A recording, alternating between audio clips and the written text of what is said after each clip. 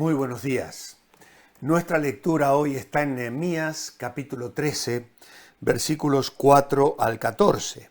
Dice entonces, antes de esto el sacerdote Eliasib, encargado de los aposentos de la casa de nuestro Dios, había emparentado con Tobías y le había hecho una gran habitación en la cual guardaban antes las ofrendas, el incienso, los utensilios, el diezmo. Pero cuando ocurrió esto, yo no estaba en Jerusalén, porque en el año 32 de Artajerjes había ido donde residía el rey, pero al cabo de algunos días pedí permiso al rey para volver a Jerusalén, y entonces supe del mal que había hecho Eliasib por consideración a Tobías, pues había preparado para él una habitación en los atrios de la casa de Dios. Esto me dolió mucho, y arrojé todos los muebles de la casa de Tobías fuera de la habitación. Luego mandé que limpiaran las habitaciones, e hice volver allí los utensilios de la casa de Dios, las ofrendas y el incienso. Entonces encontré asimismo que a los levitas no les habían dado sus porciones, y que los levitas y cantores que hacían el servicio habían huido cada uno a su heredad. Entonces reprendí a los oficiales.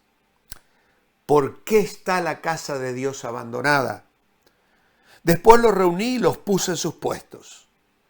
Y todo Judá trajo el diezmo del grano, del vino, del aceite. Luego puse por mayordomos de ellos al sacerdote Selamías y al escriba Sadoc. Ellos se encargarían de repartir las porciones a sus hermanos. Acuérdate de mí por esto, Dios mío, y no borres las misericordias que hice en la casa de mi Dios y en su servicio. Es probable que en medio de estos capítulos hubo un intervalo de unos cuantos años, tal vez 12. Nehemías tuvo que regresar a Persia en el año 32 del gobierno de Artajerjes, y durante su ausencia Israel experimentó una recaída espiritual. No tenemos información sobre la cantidad de tiempo que estuvo ausente, pero a su regreso encontró que uno de los mayores oponentes de la reconstrucción del muro, Tobías, ahora tenía un cuarto personal en el propio templo. Además, siendo una amonita, quienes tenían prohibida la entrada a la casa de Dios. Eliasib, el sacerdote, se había casado con la hija de aquel. Y obviamente este había aprovechado la influencia que tenía sobre su yerno para obtener aquel cuarto especial. Nehemías llega y no tiene contemplaciones. Arroja los muebles de este y puso todo lo que correspondía en el sitio adecuado. Yo quiero imaginarme a Tobías regresando un día y encontrándose bajo una lluvia torrencial todos sus muebles tirados en medio del barro de las afueras del templo.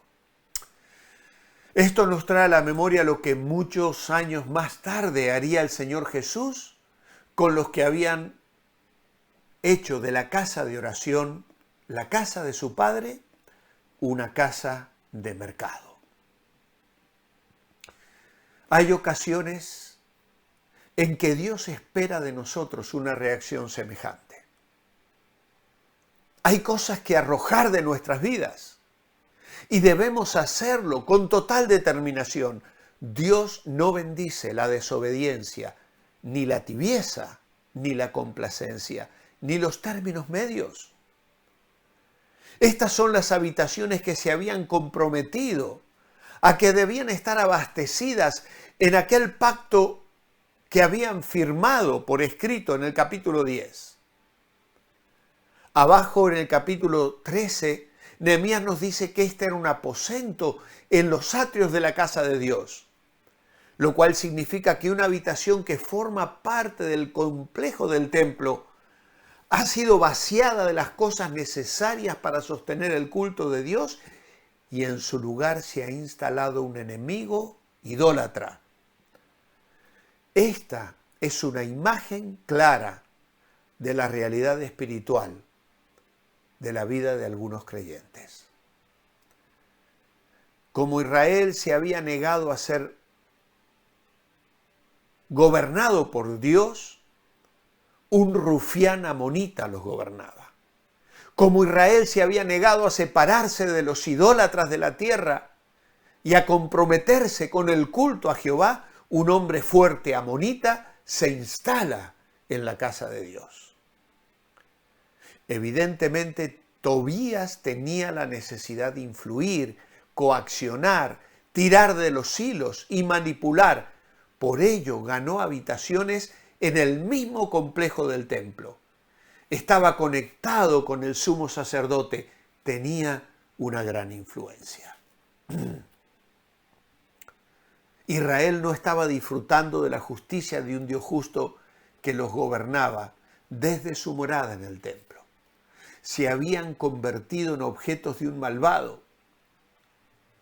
Si sabemos algo de los criminales, sabemos que podrán conseguir lo que ellos quieran si les vamos cediendo lugares en nuestra vida. Estando conectados con las personas adecuadas,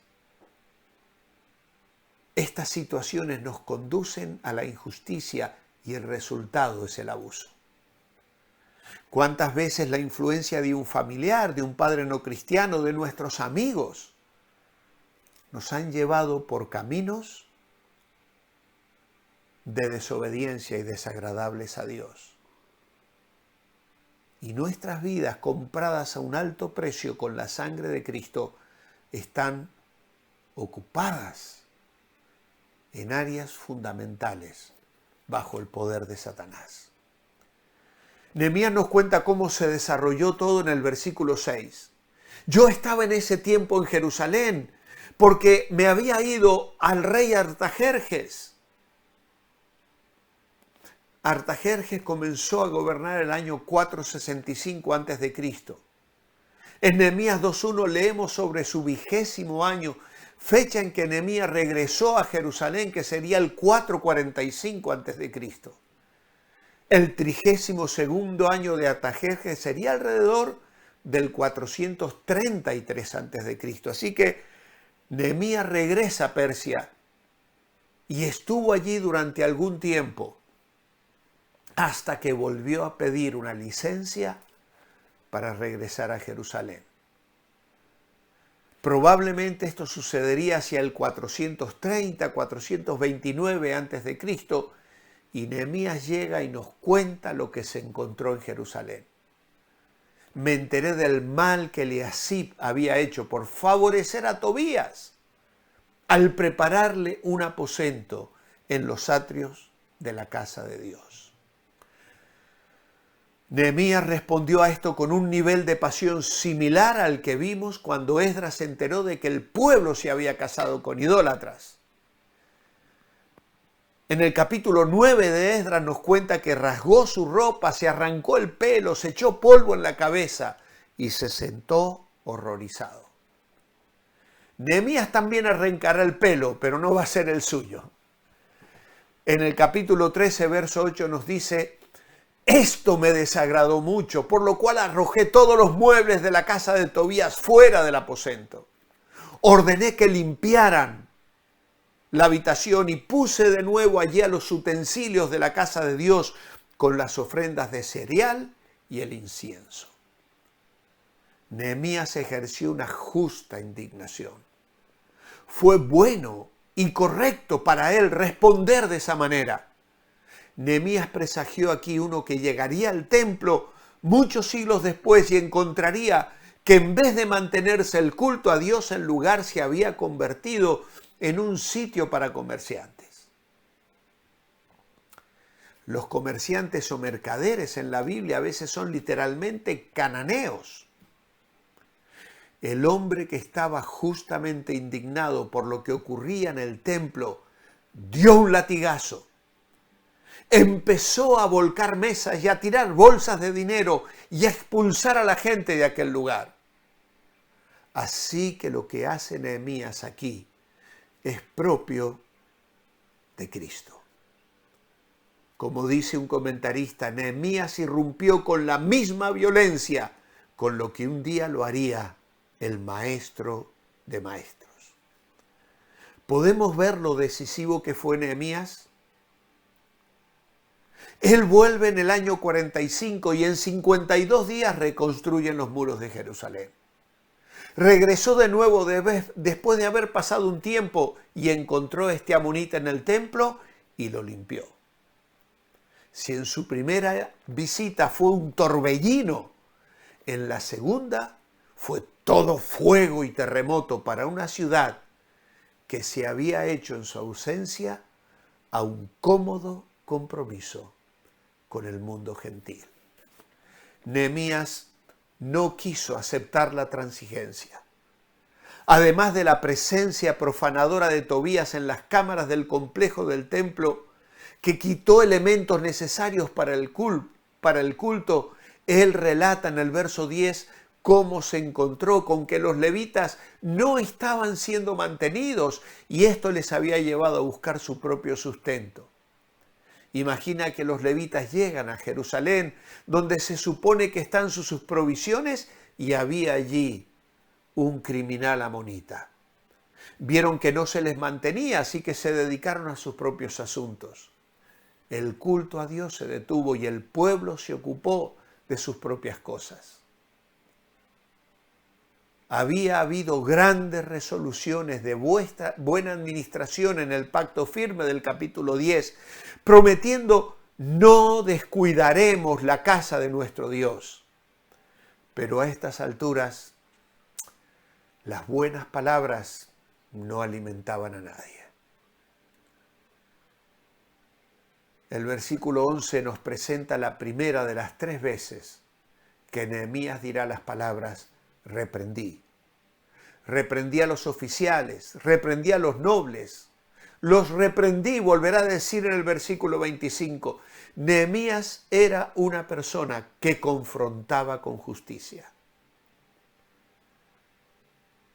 Si ve un mal comportamiento en la vida de aquellos con los que tiene pacto en su iglesia, debemos confrontarlos.